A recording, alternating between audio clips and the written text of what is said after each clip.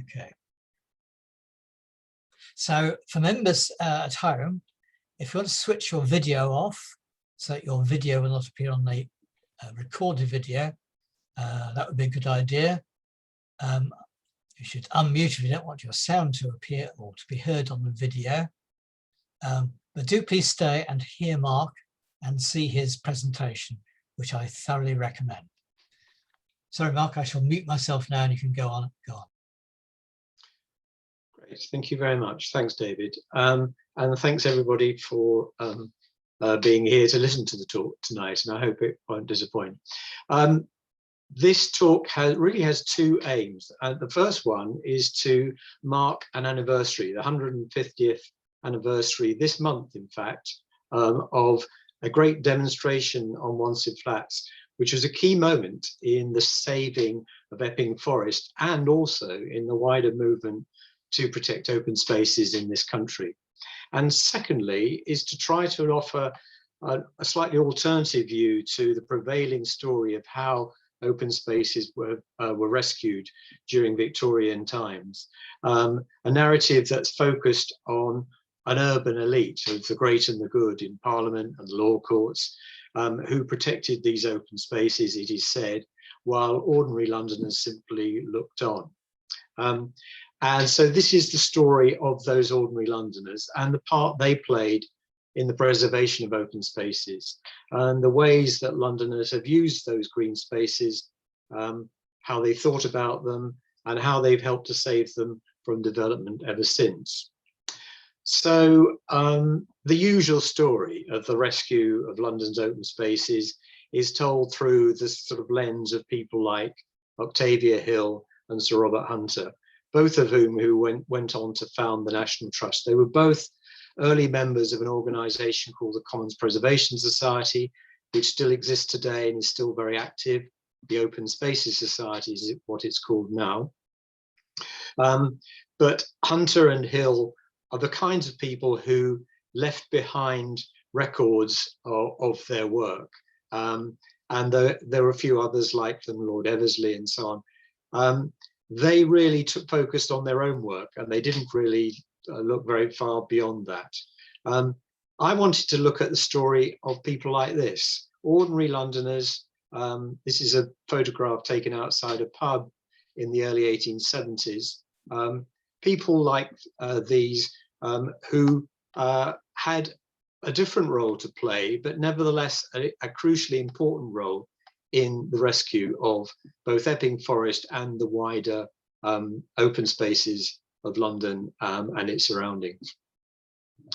And this is what Londoners wanted to preserve, the unspoilt forest that was almost on their doorsteps in East London. And here's a photograph taken today of sort of classic Epping Forest pasture land with the longhorn cows. And 150 years ago, people who came out from London would have seen a similar sight. And if we could transport a Victorian Londoner into Epping Forest today, large parts of it would look very much, would look very familiar to them. And they would also, but what would not look familiar to them was places like this. Now I'm sure you'll recognise St John's Church Tower in Leytonstone. This is a view of an engraving done by a local artist in the early 1870s. A view sort of where taken from, she must have been sitting somewhere where the Central Line station, Leytonstone station, is today.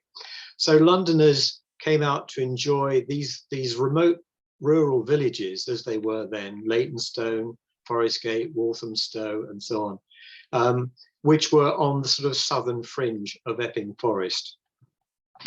And Leytonstone remained really remarkably rural until quite late in the 19th century. And this illustration is taken from a book published in the 1890s. I'm not sure exactly where in Leytonstone it is, but I suspect that because the text that faces this page in the book was talking about Canhall, what was then called Canhall Lane, that it might well be in that part of Leytonstone. So still remarkably rural and undeveloped. And Londoners coming to Wanstead Flats would have shared the flats with the cows like this. This is probably, as again, you can see St. John's Tower in the background. This, I think, is probably taken on the Harrow Road part of Wanstead Flats, looking northwest. And Londoners would, again, sort of almost recognize this today. They also would have seen, when they came out from London, they would have seen scenes like this. This is another engraving by the same artist I showed earlier. It shows a gypsy caravan near Leyton&Leytonstone. The gypsy travellers were a community who overwintered in the southern forest for many years. These were called vardos, the caravans of gypsies. And of course, the famous Smith family, the Smith, the family of itinerant preachers and evangelists, all were either born or grew up in the southern part of Epping Forest. So the forest would still have been a remote rural location. And for Londoners, it was a journey to get out to the forest. Here is an illustration from the 1860s of a holiday van leaving for Epping Forest. And these vans were, during the working week, these vans were grocers' vans, they were bakers' vans, they were furniture removal vans, and they were undertakers' vans indeed. But at weekends, the owners of the vans, who were never averse to turning an extra bit of profit, turned their vans into effectively buses, which took people out to Epping Forest. You could join a club at your local pub or society, and you could pay in a small amount each week, and then the money would be clubbed together and a vehicle would be hired. These vans were heavily laden. They could take up to 30 or more people. And in fact, there are regular newspaper articles complaining about the treatment of the van horses. But you can see here the holiday mood, the driver with his trumpet, a chap next to the driver who appears to be probably in charge and taking the money. And this was an exciting time for East Londoners. And they went to places like this, to Fairlock Fair, out in Essex, on what was then the southern fringes of Hainault Forest. And this engraving shows Fairlock Fair in full swing, probably in the 1850s. Fairlock Fair was started in the 18th century by a group of shipbuilders, in fact, coming from Wapping, and their leader, a chap called Daniel Day, was a landowner, a property owner in the Fairlock area, and every year he would go out to collect his rents, and he would take a party with him, and that party gradually grew over the years, and then Fairlock Fair became a highly commercialized event in the early 19th century. This scene looks very decorous and well behaved, but the local magistrates didn't see it that way. They thought that Fairlock Fair had become an obscenity and vulgar behaviour in Fairlock and the villages round about was a frequent complaint by the magistrates. But this was, of course, beyond the Metropolitan Police area. So the Metropolitan Police had no powers over the fair. Also, notice in the left-hand corner, bottom left-hand corner, that the family there has lit a fire. Now, that would have been, well, that of course is now against the bylaws of Epping Forest. And in those days, it was against the bylaws in all the London parks. But if you came out into Epping Forest or Hainault Forest, you could do more or less what you liked. But while the East Londoners were enjoying all this, they were also facing another threat. And in fact, ironically, it was a threat that they themselves had caused. This picture is taken, this photograph is from the 1890s, so a little later in the 19th century, but it's very illustrative of a phenomenon. Those of you who know the western end of Wanstead Flats, this is what is now today the pond that the children are playing in is now the Jubilee Pond. It was for many years the model yacht pond. This behind is Dames Road. You can see here house building going on right up to the edge of Wanstead Flats. And of course, those houses were being built not for the middle classes, not for the wealthy elite. They were being built for ordinary working class people who wanted to move out of East London and to live alongside open spaces, just like their middle class peers. So inadvertently, they were causing a problem that they themselves would actually want to avoid and to fight against. And local landowners were not slow to pick up on this phenomenon. This is Earl Cowley. He was the Lord of the Manor of Wanstead. He was actually an absentee landowner. He was the British ambassador to Paris, to France in the 1860s. And so it was his agents in Wanstead who were undertaking work in order to maximize the profits from the estate. He had inherited the Mornington estate from his cousin,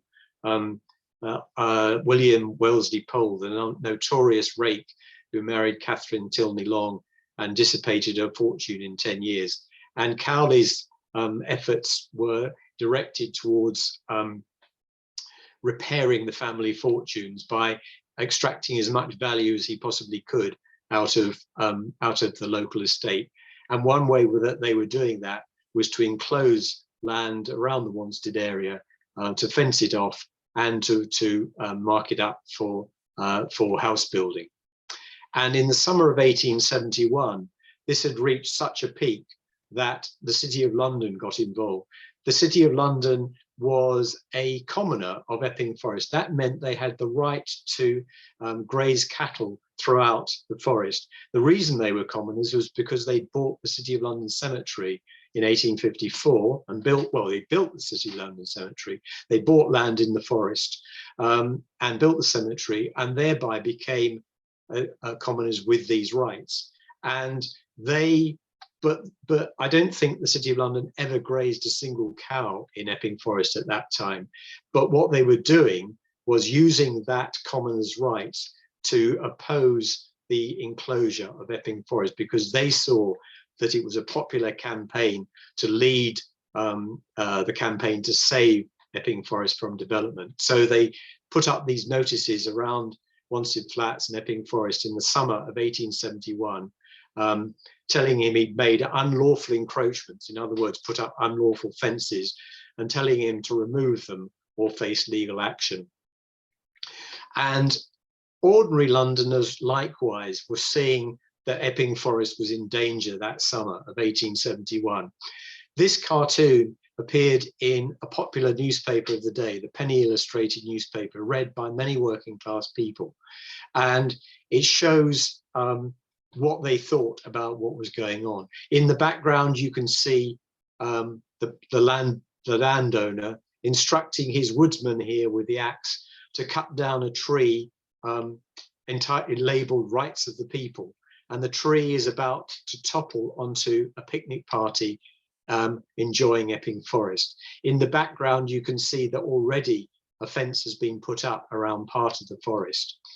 In the foreground, in the left foreground, you can see the figure of John Bull in his top hat, vainly trying to waken a policeman who's sleeping under a tree, and the message to everybody that the forest was endangered by greedy landowners, while the forces of law and order did nothing, was very clear to all.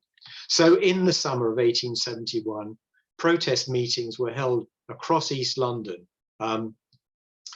calling on working people across East London to save the forest.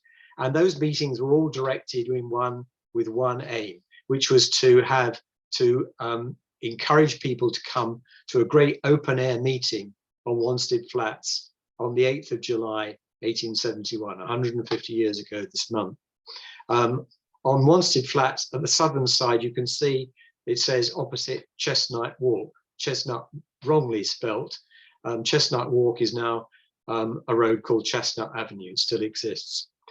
And this meeting was called to protest against the enclosures made in all parts of the forest. So the protest meetings were held in Shoreditch, in Mile End, in Stratford, all across East London to prepare for the demonstration. And by the day of the demonstration, feelings had been so aroused and so inflamed, and people were so angry that actually the leaders of the demonstration then began to have cold feet, and they began to think perhaps they'd gone too far.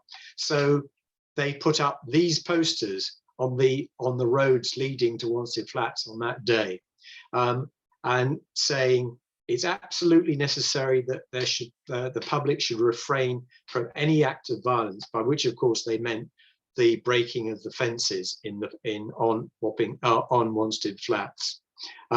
So they sensed trouble ahead, and they were right to do so. They did have a get out clause, which was that on Wanstead Flats that day, there was a military exercise taking place. These were very common on Wanstead Flat throughout the 19th century and elsewhere around London. They were exercises not by the regular army, but by the volunteer force, which is a citizen army which had first been assembled in the Napoleonic Wars in the early 19th century, then had fallen into abeyance, and then by the 1850s and 60s, with the Crimean War, it was decided that it was necessary to revive the volunteer force. And the volunteers, they were local men, they were drawn from factories and companies around the East London area, the breweries like the Buxton Brewery had a volunteer company. Silver's Rubber Works in Silvertown, they had a volunteer company, and they paraded on Wanstead Flats and went through military manoeuvres. And this brought big crowds together. You can see round the edge of the flats here, you can see huge crowds gathering to watch these military exercises. This was in the days before the internet, so there wasn't a lot of entertainment for people, so it attracted big numbers. So that was a sort of an excuse for the leaders of the demonstration to move their meeting from Wanstead Flats. They said, because of the volunteer review, the public meeting of the 8th of July will now be held in the grounds of West Ham Hall. West Ham Hall was actually not in West Ham, but very close to Wanstead Flats. It was about 200 yards away from Wanstead Flats. And it was owned by a chap called Charles Tanner, who was a local businessman and also one of the leaders of the campaign to save the forest. And the entrance, they said, was very convenient by Forest Gate Station, so no need to go onto Wanstead Flats. The problem was that as soon as the meeting started in the grounds of the hall, and the speakers began to advise the crowd not to take action against the fences, the newspapers described the reaction of the crowd as a storm of boos and hisses. And then somebody produced ropes, and ropes were tied to the cart on which the leaders of the campaign were speaking. And the cart was hauled by manpower up Chestnut Avenue and onto Wanstead Flats. So the meeting did take place on the flats after all. So they moved the meeting from the grounds of this grand house just down the road onto Wanstead Flats. And it seemed as though the meeting on the flats was going to go off peacefully. A very large force of police had been assembled. Several hundred police were on Wanstead Flats that day, including, as you can see here, mounted police. This is an illustration of the police that afternoon on the flats. And it looked as though the meeting was going to pass off peacefully. The speakers advised the crowd not to take the law into their own hands. And then the gentlemen leaders of the campaign withdrew, went home. So did the police. They were marched off back to their barracks in Ilford. And soon after the police disappeared, the whole atmosphere changed.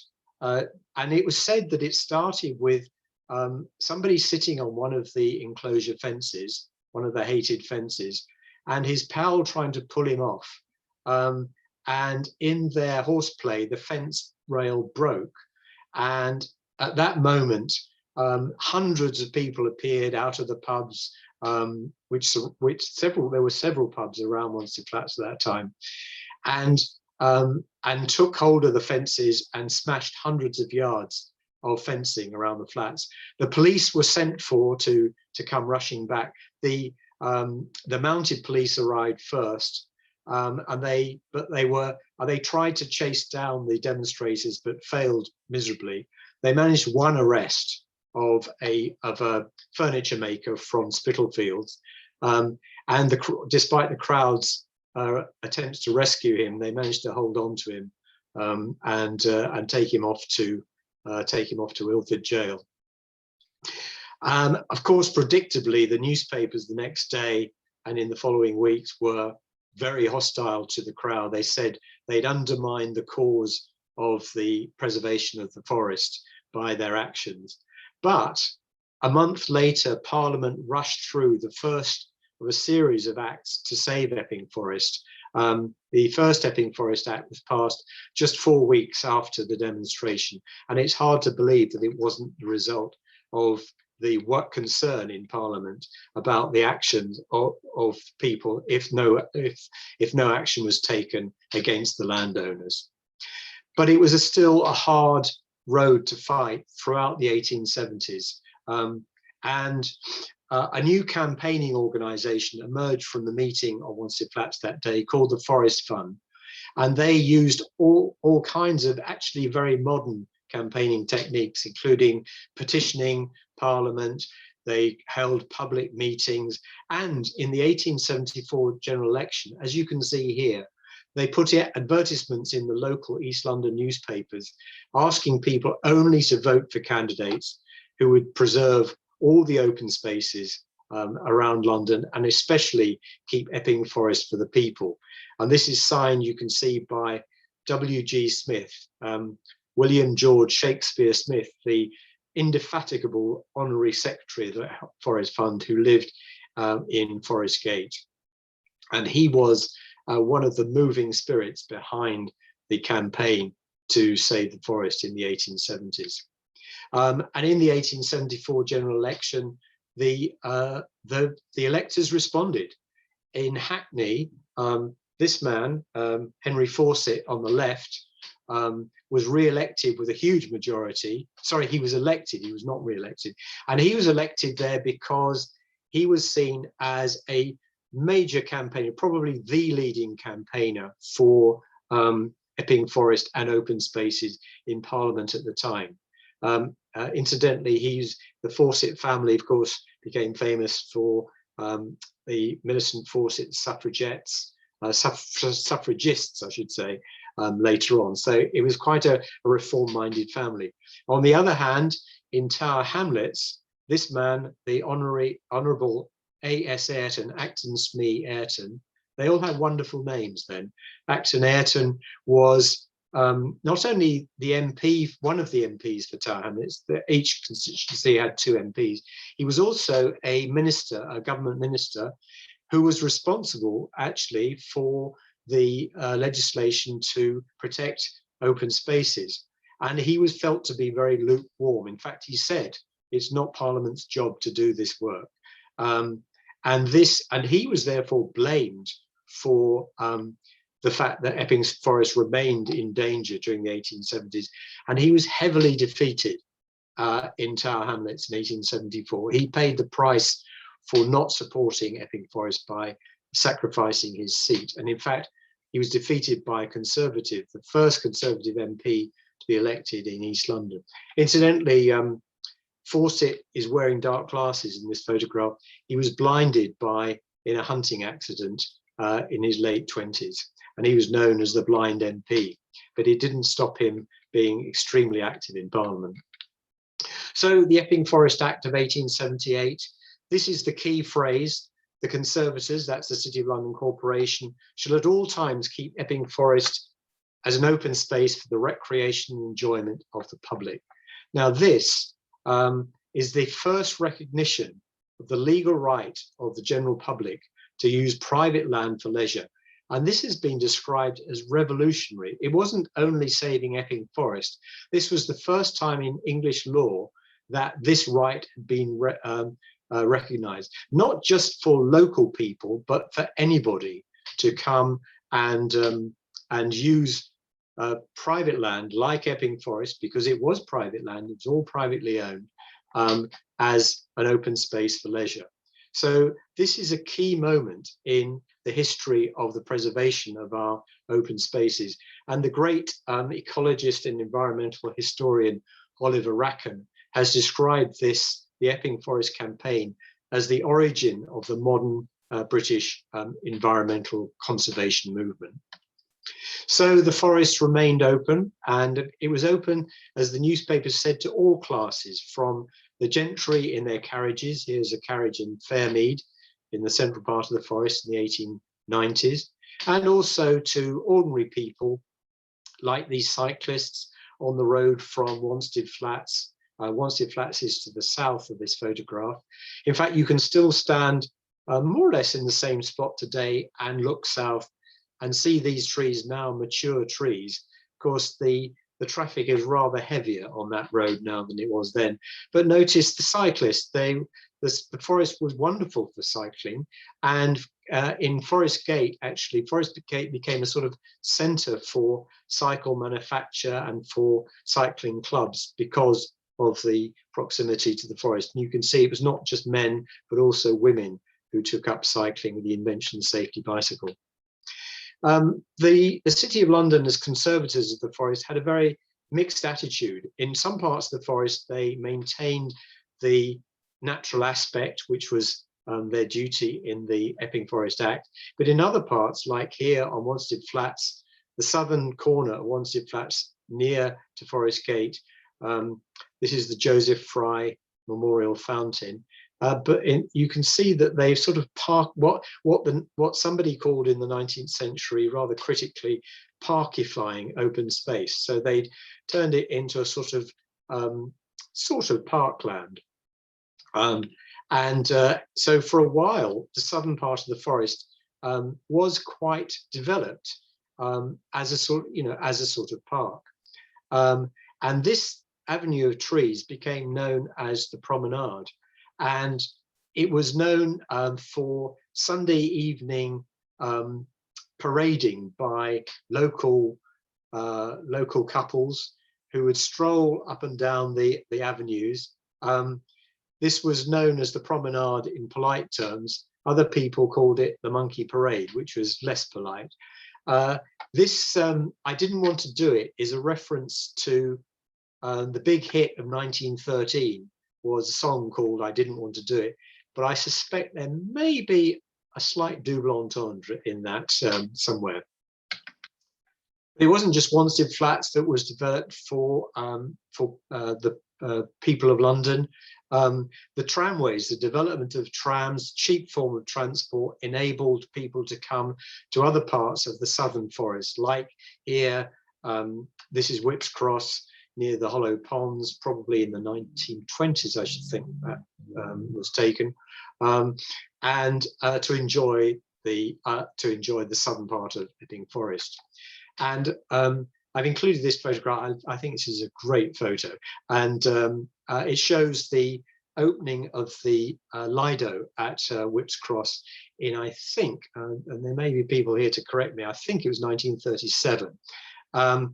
It shows what a wonderful municipal development this was. It's fantastic development. Sadly, the only trace of the Lido today can be found by intrepid explorers hacking through the undergrowth near Hollow Ponds. But it shows, let's remember the days when local municipalities actually were able to provide proper services for local people. The war years, of course, interrupted all of this, and the Luftwaffe over, this is West Ham, you can see the West Ham Stadium below, the Greyhound and Athletic Stadium, not the football ground. This photograph is a reminder of what happened during the Blitz, the terrible destruction, especially of the docks area of East Ham and West Ham. And and how many people lost their homes. And of course, because of the loss of homes and property in the docks area, local councils were looking for other places to house people. And one of the places they found was the southern part of the forest. And here we see Wanstead Flats, on the southern side of the Wanstead Flats, the Cable Road side. This is East Ham's development of prefabs.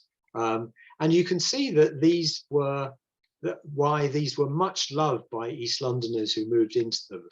They had gardens, they had indoor bathrooms, they had fitted kitchens. And I've spoken to many people who were moved into these prefabs, who said how wonderful they found it after the cramped conditions of the docks area. But the building of these temporary prefabs, they were called 10-year bungalows because that was how long they were supposed to last, gave councils like West Ham and East Ham the idea that maybe they could go further and build more permanently on Epping Forest. And in 1946, West Ham Council put in a compulsory purchase order for the central part of Wanstead Flats. And this is what the local newspapers thought of it. This is a Leyton newspaper cartoon of 1946 showing an invasion by the local council in 1946, obviously a reference back to the threat of invasion during the Second World War and a serious allegation against a local council. And a great campaign was launched against the development.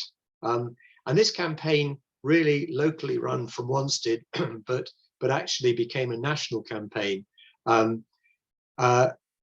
harked back really to the campaign of the 1870s, using phraseology like Epping Forest is in danger. And in this pamphlet, they say, 70 years ago, forest lands were rapidly passing into the clutches of greedy landlords. Now the attack begins again. If it goes unchecked, no part of the forest, no open space can be counted safe. Well, the campaign, which achieved national publicity, went to a public inquiry. The proposal of West Ham Council was put to a public inquiry at Stratford Town Hall, a 3-day public inquiry, very, very acrimonious discussions and debates. And finally, the decision was passed to the Ministry of Town and Country Planning, and the application for a compulsory purchase order was rejected on the grounds that there weren't sufficient building materials available to enable the council to do the building. But I think it was also actually to do with the fact that there was a Greater London plan for new towns already being developed at Harlow and Basildon and other places, where East Londoners eventually moved in large numbers. And just to remind ourselves that actually those bungalows, those prefabs, which were supposed only to last a few years, actually lasted in some cases well into the 1960s. This is actually at Hollow Ponds again, the last of the what were called Uniseco prefabs. These were the rather more down market prefabs that were built in many parts of East London. And this photograph was taken just before the demolition, the final demolition, I think in 1961. But the fight goes on. This is Leyton Marsh in 2012, when there was a proposal to build Olympic practice training facilities on Leyton Marsh, and a vigorous local campaign against this development was launched. And some of you listening tonight may possibly have been part of that campaign. It wasn't successful, but it did actually hold up the development for a very considerable period of time. And it meant, I think, that in future developers will think twice about these kinds of developments, we hope. Incidentally, thanks to Carl Weiss, who's a member of the Society, for very kindly allowing me to use his photographs of this campaign. So I'll just leave you with this thought. This is a quotation from that 1946 campaign leaflet in the campaign to save Wanstead Flats from development. And in that leaflet, the campaigners said this. They said, once done, it can never be undone, and future generations will condemn the folly of those who allowed it to happen. Well, I think that should be, those words should be written in stone and put on every open space in the country where developers want to move in and deny people their right to open spaces. So the story of the 1870s, of 150 years ago, is still today's story. It's still going on, and we still have to be vigilant. So thank you for your attention, and I'll stop there. And if there are any questions, I'm happy to try to answer them. Thank you, Mark. That was a fantastic talk, really rousing stuff. So I think, are you able to unmute yourselves? Ah, yeah.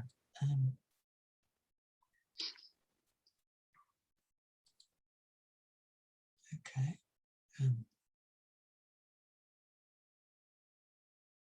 So if you want to make a comment on the talk, please do so. You'll need to unmute yourself. I think everybody's now muted, David. I'm not sure. They should be able to unmute themselves if okay. I can't be certain until somebody tries.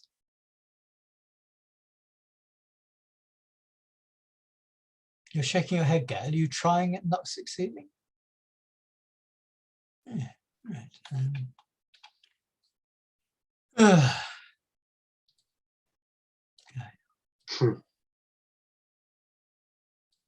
Yeah, you're right.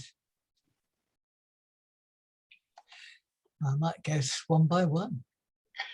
If you get a message, it'll be because I'm just trying to going through the whole lot of you. Well, I've been unmuted.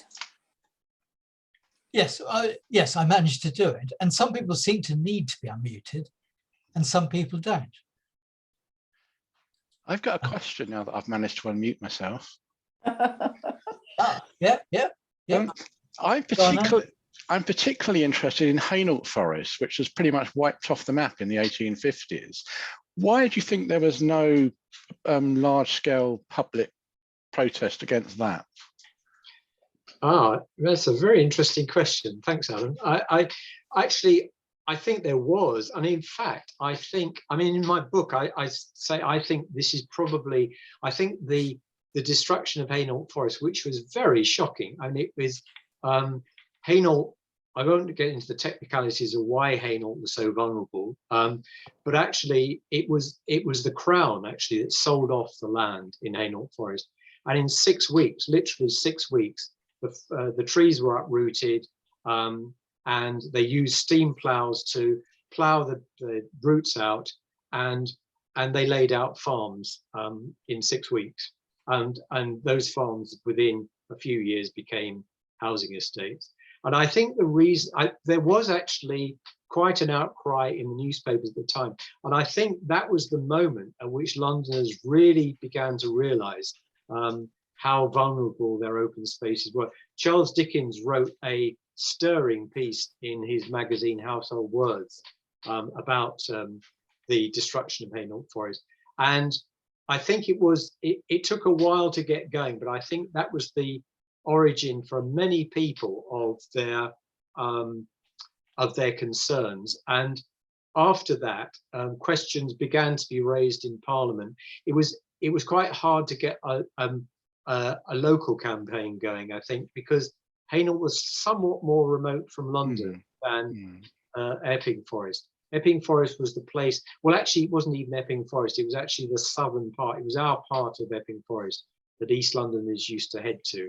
And so I think it may have been a bit slow to get going, but actually there were many people in the 1850s after that had happened who were raising concerns about the vulnerability of these open spaces. Yeah, but it's an interesting. I'd love to do more work on that. I've actually bought a copy of your book, but it's still on the table by the bed waiting to be read. Oh, well, you have to feel strong to pick it up. Thank Strongly you. advise that you do that. Oh, can I say something? Go on, girl. Can you hear me? Yeah. Yes. I mean, else. I just wanted to say that one of my aunts and her family, they lived in those accommodations. And I always remember visiting once, and it had the half moon shape to it. And it was in the area that you spoke of. I remember going in, and it was really quite large inside, and she loved it there. There were a lot of people, you know, in these prefabs along the way, but it gave her children some, you know, people to play with. Now, when did you say that they were built there? Well, the prefabs were progressively built from about, I think they started to build in this area around about 1944, before the end of the war. They were building them already before the end of the war. Okay. And they built them through, well, in fact, if you look at aerial photographs of this area, the NLS, the National Library of Scotland has aerial photos of the area, and so does Layers of London, excellent website. If you look at aerial photos, you can see prefabs and allotments all over this area. Anywhere there was a bomb site, it was quite likely that prefabs would be put up. So 1944 was the sort of beginnings. I think the last one disappeared. I'm not the expert. My friend and colleague Peter Williams is the expert on this, but I think the last one disappeared in Newham in 1962, and the last one disappeared from Hollow Ponds a year or so earlier. And as you say, Alma, those on Leyton flats, and in fact on parts of Wanstead flats, they were using what were called the Uniseco design, which was that half moon you described, the corrugated iron. But they were big inside. They were very substantial, and as you say, people loved them. I mean, they gave them much more space, open space with gardens, and you know, space for their children to play. They were wonderful. Yeah. Mm-hmm. Thank you. Thank you for your question, Alma and candidate. Gail, go ahead. Gail. Yeah, I'm just remembering, you know, the fact that the forest now is sort of enshrined in by Act of Parliament, isn't it? And do you remember when the Olympics were here, the controversy about the police actually building temporary premises on part of the Wanstead flats, and they actually had to enact a temporary Act of Parliament or something for that to be possible. That just shows the strength of the protective law for the forest. And also, wasn't there recently in the first COVID lockdown, wasn't there a mortuary set up over there somewhere as well? Yes, there was. Yes. Did they have to have an Act of Parliament for that as well, or? I think that what happened in 2012 was that it wasn't an Act of Parliament. What they did was, and in fact, this is a very little known aspect of our law now, but it was the Blair government, I think in 2007, that passed an act which enables any Act of Parliament to be varied by a parliament, what they call can't remember the exact term, is a parliamentary order. It's not an Act of Parliament. So they simply have to say, we are suspending the Epping Forest Act for the period of the Olympics or whatever it is, or we're going to build a temporary mortuary. If it's considered a national priority, then any Act of Parliament can be suspended in this way. And that's what they did in 2012. And that went all the way to the House of Lords, actually. Is there a time limit on that, or is it ad hoc? Or they just decide it? Well, I think in those cases there were. The mortuary was given a 2-year, I think it was a 2-year period. In fact, it only was there for less than 6 months. It actually, it was hardly used, fortunately, thank goodness. And in fact, if anybody's ever down in the Manor Park Flats area, that far end of Manor Park, well, Wanstead Flat, the City of London took the opportunity when the mortuary was removed to use that land. They turned it into a meadow, and it looks wonderful at the moment. And they fenced it off. They raked, they harrowed the land, and they sowed wildflower seeds across the whole of that area. So some good came out of that. Anybody else want to ask a question? Yeah. Somebody's waving as Peggy, but doesn't quite look like Peggy. Peggy, yes, hello. Can you hear me? Yeah, go ahead. Go ahead. Okay, very good. I used to live 1 block from Epping Forest in Hymes Park as a child before I came to Canada. I now live in Toronto, Canada, an overseas member. Thank you, David, for organizing these things. They're very good. Okay. I should say, as you might well expect, we have exactly the same problems over here. Amazon wanted to build a huge warehouse right on the waterfront in beautiful marshland, the rare habitat owned by very, very rare fish. And we managed to stop them in time. We managed to stop the Premier from helping his developer friends build that warehouse and many other warehouses. Yeah. So it's a constant battle that goes on and on and on. Yeah. Anyway, very good of Epping Forest. Thank you. A worldwide battle. Yeah. Yeah. Oh, well done. I mean, that's fantastic. I think every small victory is important, because these open spaces are precious. When I was doing some work recently, I contacted the Council for Protection of Rural England, which, to my surprise, has a London branch, and they gave me a list of places in London today which are now under threat. Open spaces in London, not outside, but actually in London, which are under threat. And sadly, they are under threat from local councils. It's a sad fact that, in the 19th century, it was the landowners.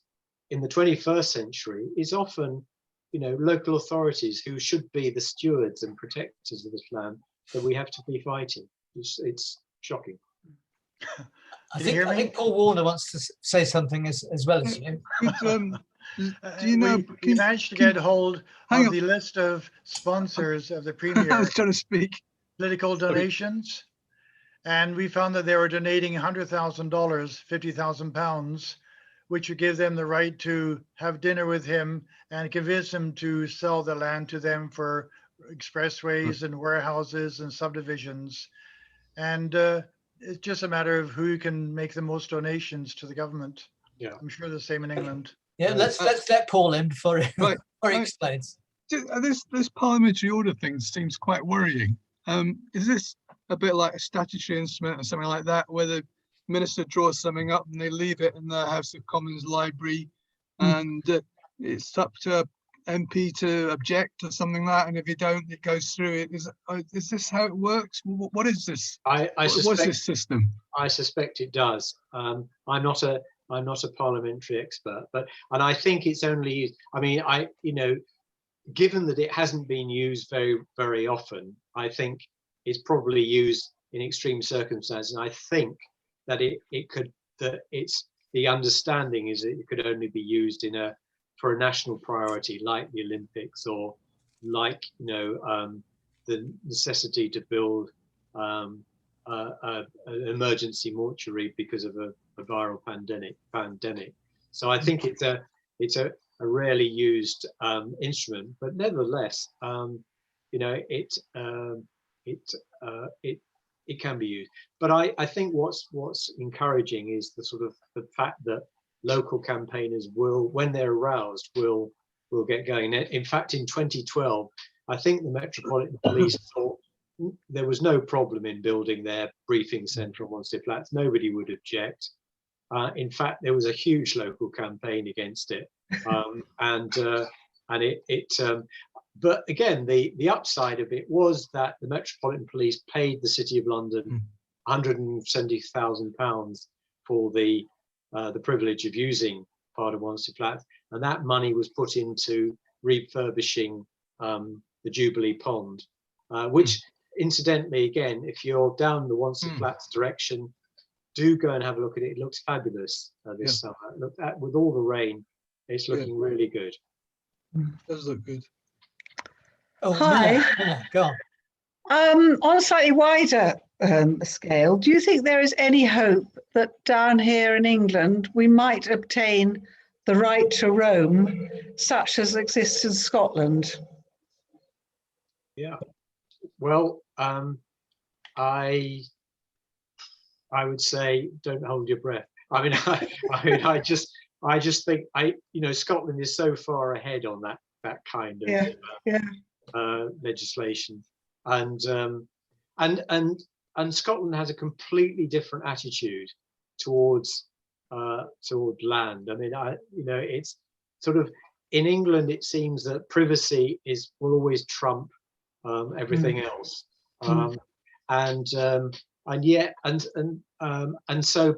so landowners can get away with murder, frankly. I mean, they can block footpaths that and you can take them to court. The Open Spaces Society, I do recommend having a look at their website.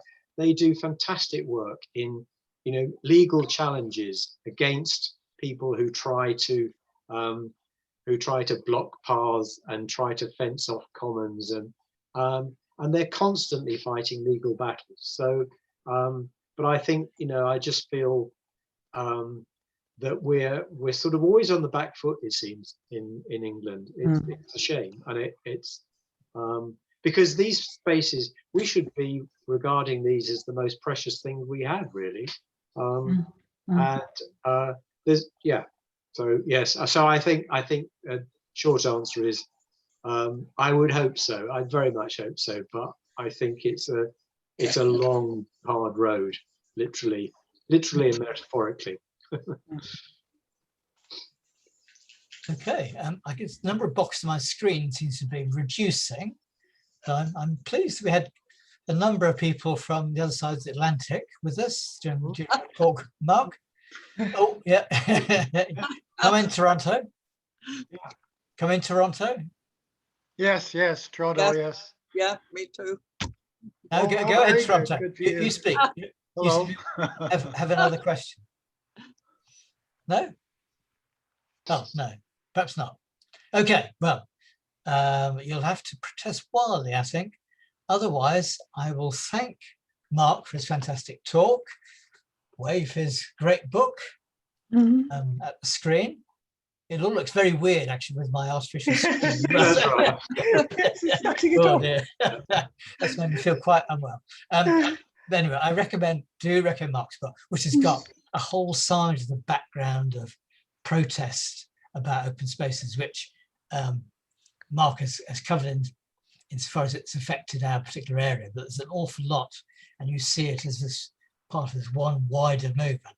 And that was a real eye-opener to me, and I don't think I should forget that aspect of the significance of Epping Forest in the rest of my life, really.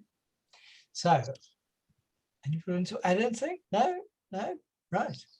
Well, I should thank you all for coming and listening to Mark, and wish you well. And maybe we will see each other in a hall face to face in September. I really don't know. No, not me.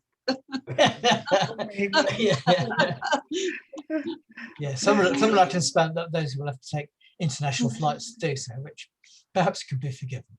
Right. Okay. Yep. Thank you. Good night. Thank you. Good night. Bye.